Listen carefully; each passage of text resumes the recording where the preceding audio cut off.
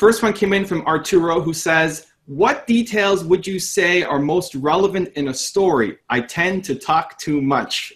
From Arturo. What would you tell Arturo? I think, Arturo, that's a great question. And with stories, is part of it is kind of listening and asking the right questions. But first of all, you've got to go where your audience is.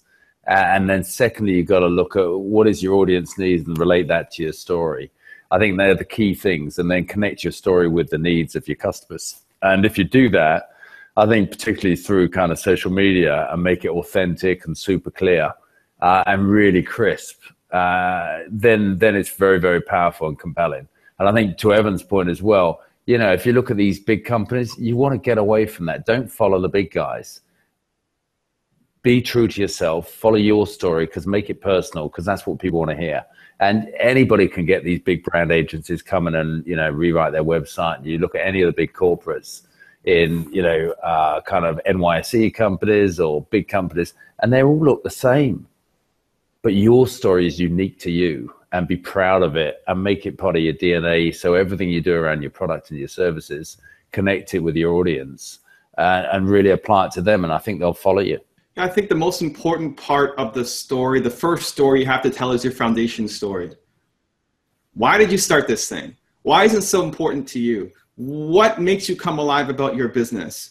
And you don't have to be great on camera, and you don't have to be, you know, great at speaking. You can just start by having it on your website, on the About page. Don't just give me your resume. Give me some emotion. Like, let me feel something when I read your bio, or when I do hear you speak. I want to hear something. I want to feel like, man, that guy really, really cares about what he's doing. And so the foundation story is really important. And just before we started, Steve and I were talking about Stage Summit that's coming up, and Richard Branson, and Steve was telling about how Richard started Virgin Airlines. Maybe do you want to recap that story quickly, Stephen? Yeah, and it's something, you know, it's so important. If you're angry about a gap in the market, then that means you've got a product. You've got an opportunity to solve that. Branson was stuck down in the Caribbean. He got bumped off a couple of planes and he got stranded.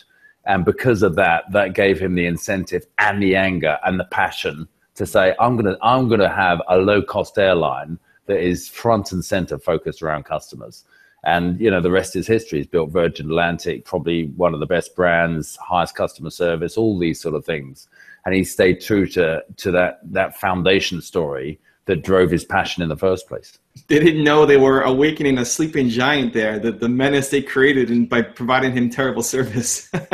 It's so true. It's so true. And also, you know, it's great to have, when you're young, scrappy and hungry, it's great to have a gorilla to go after. So in the early days, he kind of went after British Air and the kind of transatlantic airlines, because they were kind of, you know, not doing a great job in terms of customer service. They were expensive. They were late. They didn't care about customers. They worried more about the unions for their employees than they did about their customers, to be honest with you. So he saw a gap in the market. He got angry. He got stranded in the Caribbean.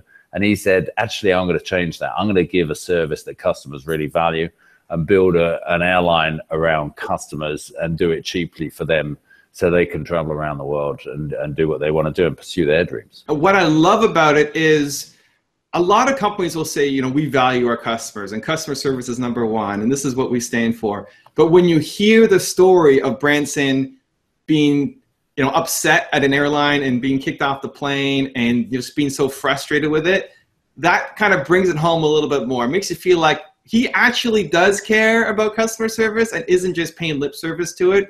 I think that's the important lesson, at least that I take out of it for entrepreneurs, is you can have your mission statement and you can have your values, you can have what you're all about, and that's fine. But to make it believable, you have to tell me the background story behind it so that I get emotionally attached to it.